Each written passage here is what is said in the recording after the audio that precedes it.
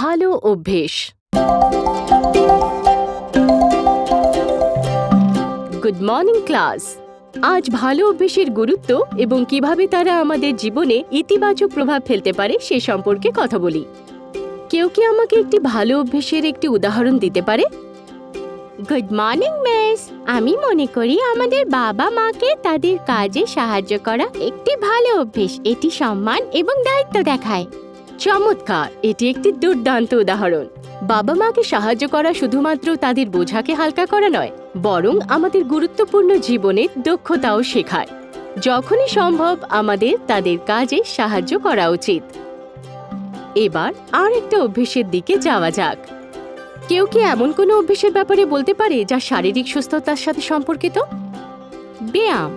আমি বিশ্বাস করি নিয়মিত ব্যায়াম করা একটি ভালো অভ্যেস। এটি আমাদের শরীরকে শক্তিশালী ও সুস্থ রাখতে সাহায্য করে। একদম ঠিক। নিয়মিত ব্যায়াম আমাদের সামগ্রিক স্বাস্থ্যের জন্য গুরুত্বপূর্ণ।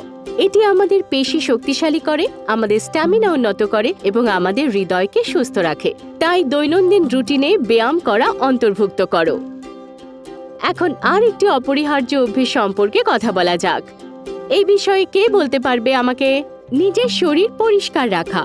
প্রতিদিন ভালো করে স্নান করা, ব্রাশ করা, হাত ধোয়া গুরুত্বপূর্ণ, যাতে আমরা স্বচ্ছ আর সুস্থ থাকতে পারি। ঠিক বলেছ। ব্যক্তিগত স্বাস্থ্যবিধি আমাদের সুস্থতার জন্য অত্যন্ত গুরুত্বপূর্ণ।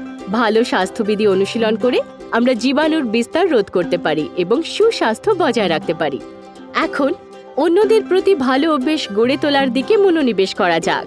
কেউ কি এই বিষয়ে উদাহরণ দিতে পারবে? অন্যের প্রতি সদয় হওয়া একটি ভালো অভ্যেস। প্রত্যেকের সাথে সম্মানের সাথে আচরণ করা, যাদের প্রয়োজন তাদের সাহায্য করা এবং সহানুভূতিশীল হওয়া। একদম ঠিক। উদারতা একটি ইতিবাচক পরিবেশ তৈরিতে অনেক দূর এগিয়ে যায়।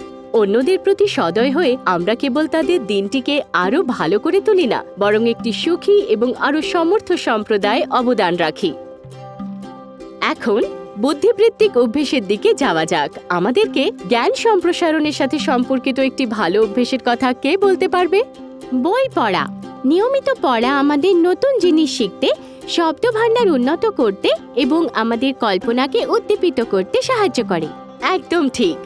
পড়া একটি অবিশ্বাস্য অভ্যেস যা নতুন বিশ্ব খুলে দেয় এবং আমাদের দিগন্তকে প্রশস্ত করে। এটি ভাষার দক্ষতা বাড়ায়, সৃজনশীলতাকে উৎসাহিত করে এবং সমালোচনামূলক চিন্তাভাবনাকে উৎসাহিত করে। এখন এমন একটি অভ্যেস নিয়ে আলোচনা করা যাক যা আমাদের তাৎক্ষণিক পরিবেশকে উপকৃত করে। এই বিষয়ে কে বলতে পারবে? আমাদের ঘর এবং পরিবেশ পরিষ্কার রাখা। রোগ প্রতিরোধ এবং একটি মনোরম পরিবেশ তৈরি করতে পরিষ্কার পরিচ্ছন্নতা বজায় রাখা অপরিহার্য। ঠিক বলেছ। আমাদের বাড়িঘর এবং পরিবেশ পরিষ্কার রাখার মাধ্যমে আমরা শুধুমাত্র একটি স্বাস্থ্যকর থাকার জায়গা নিশ্চিত করি না, বরং আমরা যে গ্রহটিকে বাড়ি বলি তারও যত্ন নিই। বর্জ্য সঠিকভাবে নিষ্পত্তি করা, সম্পদ সংরক্ষণ করা এবং পরিচ্ছন্নতা প্রচার করে এমন ক্রিয়াকলাপে অংশগ্রহণ করা গুরুত্বপূর্ণ। Thank you miss. আমি এখন এই ভালো অভ্যেস গড়ে তোলার গুরুত্ব ভালোভাবে বুঝতে পারছি। You are welcome. Thank you আমাদের আলোচনায় সক্রিয়ভাবে অংশগ্রহণ করার জন্য। মনে রেখো, ভালো অভ্যেস হলো একটি সফল ও পরিপূর্ণ জীবনের বিল্ডিং ব্লক। তাহলে আমরা সবাই আমাদের দৈনন্দিন রুটিনে তাদের অন্তর্ভুক্ত করার চেষ্টা করি।